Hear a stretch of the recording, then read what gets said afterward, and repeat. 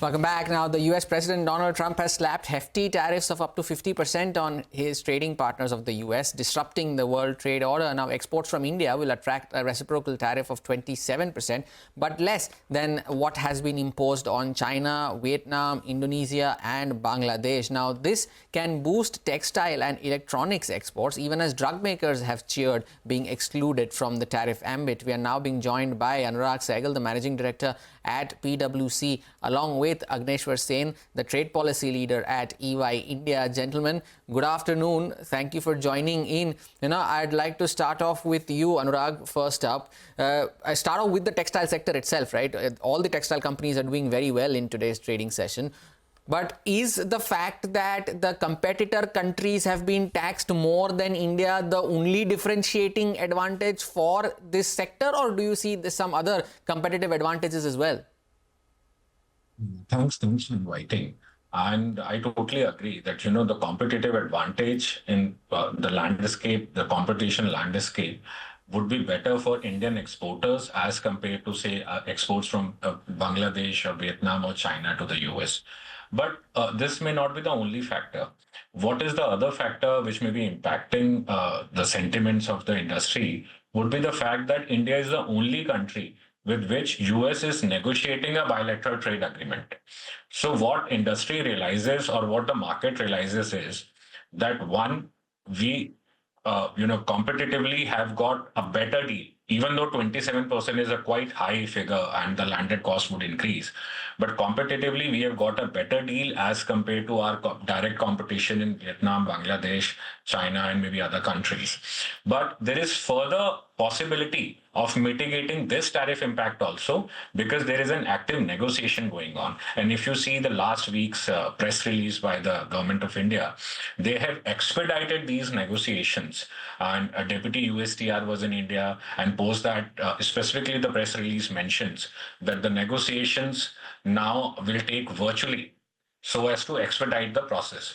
So all in all, industry realizes this sentiment that there is a possibility of mitigating this impact further. And already maybe some mitigation has happened because of India's proactive steps.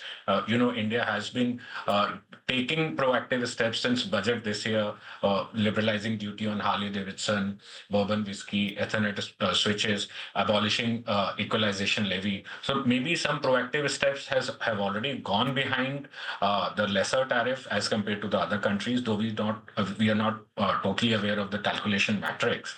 And maybe the further mitigation is in offing due to G2G talks. So maybe that is also, working on the sentiments. Right, we take that point. What about fisheries and aquaculture? If you could comment on that, how does India stack up in exporting segments out there? Anurag's given his word. What about you, Agneshwar? Well, if I could just continue from what Anurag was saying, I look at this as an opportunity, not just in the context of the BTA that we are now discussing with the US government. We are trying to, fast forward that.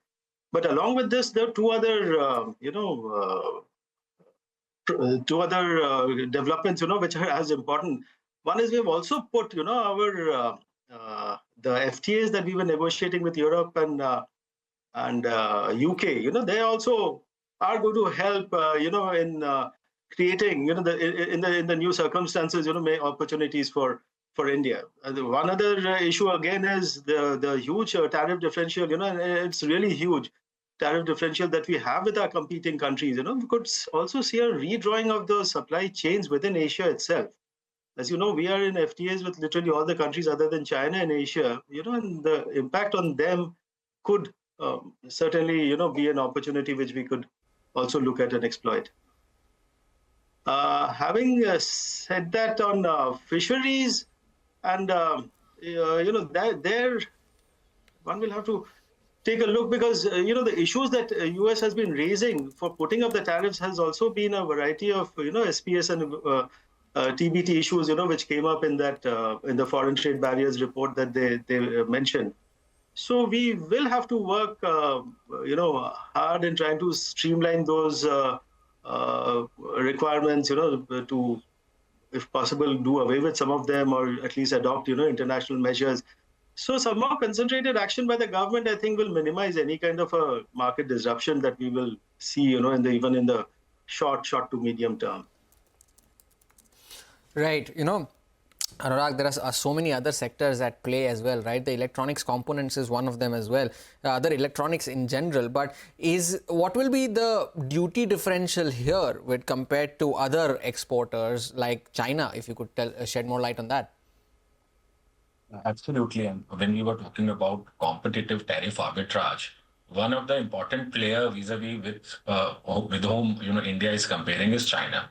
Say, for example, smartphone exports. Now, smartphone exports from India, and you would agree, have increased considerably post success of the PLI. So now, major smartphone manufacturers have set up their base in India and exporting from India. Though smartphone exports will now attract 27% tariff when they're exported from India to US, but compared to that, if you consider exports from China, they will attract 34%, which will be layered on top of the 20% which was imposed earlier in the months of February and March. So 54% as compared to 27%, that is just half of what China's exports of smartphones will attract. So in smartphones and for other electronic component sectors also, there is a considerable tariff arbitrage advantage which Indian companies will enjoy. Here, one more important point to note is that while the aim of the US of bringing in these reciprocal tariffs is clearly twofold. One is to reduce the trade deficit with the countries, and second is to increase manufacturing and increase jobs in India, or manufacturing related jobs in, US. The reason is very clear. They are trying to reshore these jobs to the US. But having said that, what they have done is, whether it is electronic components or smartphones, that is smartphones components as well as smartphones, they are kept at same rate, that is 27%. So this will not incentivize manufacturing in the US. In any case, incentivizing manufacturing in US will be a long drawn process. So in that sense also, India will be benefited, and you would rather see US businesses backing India's ongoing negotiation with the US, because they would want us a reliable supply chain trade partner in the form of India to be exporting to the US market. Right. So, what happens from now is a function of how the negotiations play out, whether this gets implemented or not. And if anything, it just opens the room up for discussion a little more. Anurag, it's a big list of exempted products that are there in the Annexure 2. Which ones do you think are important for India? That's point number one. And second one, are there any relevant items for India in the HST-US exempted list? Yes, absolutely. If you see India's export basket, out of top 5 export items exported by India, 2 are exempted: pharmaceuticals and petroleum products. And if you see all the exempted items, then close to 20% of India's ongoing trade with the US, that is the export factor of it, is exempted. So what this does is, while other countries would want to enter into a negotiation with the US to protect their 100% export basket, India already has 20% taken care of. Now, what remains is 80%, on which a lot will depend on G2G communications, which are going on in the form of PTA. And of course, a lot will also depend on how India provides avenues to the businesses to diversify in the form of, like my co-panelist was saying, in the form of other free trade agreements with Middle East, with UK, with EU. Final word from you as well, Agneshwar. Since you mentioned the tariff exemptions on products, as Anurag was mentioning, is there any relevant items for India in the harmonized tariff schedule as well, if there's something that needs to be given attention to? See that 2 things. One is, I've been, of course, watching, these exemptions, pharma and petroleum products, as he mentioned very, very clearly, they are of interest. But, we have to also take into consideration some of these other statements, where they mentioned that, some of these would be looked at in a sectoral kind of a format, that is pharma, the copper, semiconductors and things like that. So I think some more transparency is required on 3 aspects. One is, of course, the taxation legislation, which is winding through the US system. We'll have to see what the domestic taxation regime is put in place, because that will really determine, whether they're really looking to, say, shift the supply chains from one country to another, or, to onshore it in a serious way.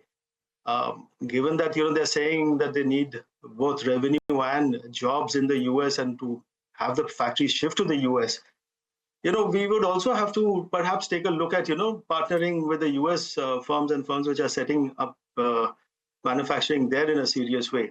So yeah, this is how to put it, the paradigms have changed pretty drastically. So we'll have to take a look at the opportunities that come in. And this could certainly be other sectors, than the ones which we are traditionally been focusing on. All right, final word from you then. We'll just get one from PwC. Just, Anurag, on, what sectors, apart from what we've discussed so far, stand to get impacted the most? Just simple for our viewers. So sectors which will get impacted the most would be electronics, smartphones, fishery exports, gems and jewelry, auto components were already covered, but certain other machineries. All of these sectors of India's export interest, rice, textiles and apparels, all of these sectors will be impacted considerably. And the businesses in all of these sectors will be looking at two things. One, G2G communications in the form of bilateral trade agreement. Second, what they themselves can do in the competitive landscape. How can they diversify their products? How can they make their products more cost effective? So these will be considerably affected sectors. Follow up quickly, do you see an impact on the shrimp sector as well? Because they are also a major exporter to the US. They are already impacted. So 27% tariff has been imposed. So India exports a lot of frozen shrimp. So this sector is clearly impacted. And this sector would also be relying a lot on the BTA, not only for tariff mitigation, but also for some other ways to incentivize their exports to the US, say in form of a mutual recognition agreement, which lowers down the non-tariff barriers. So this sector would be, eagerly looking at the bilateral trade negotiations because they are clearly affected. They're clearly affected, and how you can see that in the stock prices as well. Avanti Feeds down 18%, Apex Frozen also down 6%. But gentlemen, both Anurag and Agneshwar, thank you so much for sparing time and joining us to decode this major announcements made by Donald Trump in the early hours of a Thursday morning. Thank you so much for joining in. We take a short break, but before that is a small programming note for our viewers. CNBC-TV18 and HSBC India are back with Season 2 of the SME Champion Awards. This prestigious platform celebrates SMEs that are pushing boundaries, making an impact and shaping the future. Nominations are now open. You can scan the QR code now and submit your entry for the SME Champion Awards Season 2.